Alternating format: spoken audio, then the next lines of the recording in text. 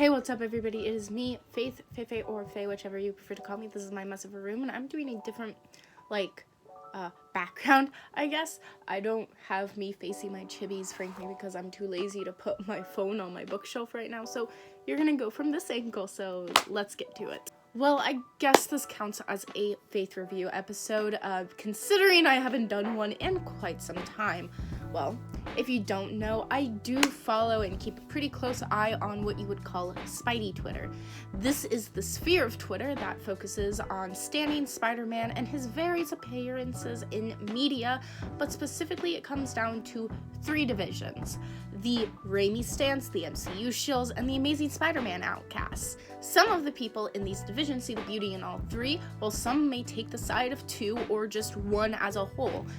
Now, I'm going to say right off the bat, Spider-Man Twitter can get incredibly toxic at times, and some people are frankly blinded by their passion and nostalgia for certain adaptations of Spider-Man. But because Spider-Man Twitter is so toxic, I'm sure this video will go over so well in that sphere of Twitter, so let's get started.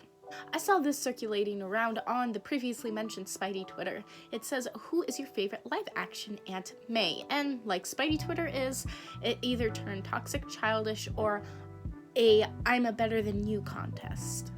Well, I am here to weigh in my opinion because everyone on my Twitter wanted it, so thanks guys. Anyways, according to my original response, I was stuck between the MCU Aunt May and Raimi's Aunt May. Now let me explain why these two and not the Amazing Spider-Man Aunt May. Frankly, I dislike the Amazing Spider-Man movies. I never truly got into them and could barely sit through the first viewing of both of them.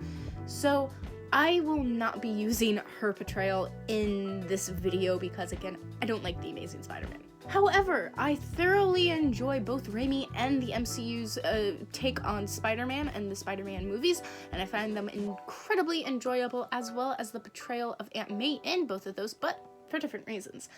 Let me explain why. The reason I like the MCU Aunt May is because she takes a more youthful stance on the definition of aunt. Everybody was talking about, well, why would a young Peter Parker have an old as fuck aunt? Now, I think what they allude to in necessarily Raimi's is that his aunt and uncle are actually maybe possibly his great aunt and uncle. That makes sense to me, but it also is not out of the realm of possibility that well, if we're talking about aunts and uncles, it's not out of the realm of possibility that one of his parents had an older sibling. Like, I didn't see why people always made a big deal about that. But in the MCU one, it's true, we've never really seen a more youthful Aunt May, and I thought this was a cool take because it makes it easier for her to relate to Peter instead of being the voice of wisdom. Now, it's not bad that she is more of a relatable character to Peter versus a wisdom character for him, because he already kind of had his wisdom character and his mentor, which was Tony Stark. So it's not wrong for him to have this, again, youthful aunt who takes more of a I'm young and I don't have a husband, but I'm going to try and raise this kid on my own type stance. I think that is a very unique stance on the already done to death Aunt May betrayals. On the flip side, we have Raimi's Aunt May. I really enjoy her portrayal as well because it does act as a more nurturing and wholesome Aunt May. It's a more again, wisdom take on it. She is far more offering of her experience in life to young Peter. And this makes sense because, well, in Raimi's, Spider-Man is not a high school student anymore. He is a young adult. He's out, he's getting his own apartment, getting married and all that stuff. So it makes far more sense for him to have an older aunt, I think, to give more of wisdom versus then relatability to him.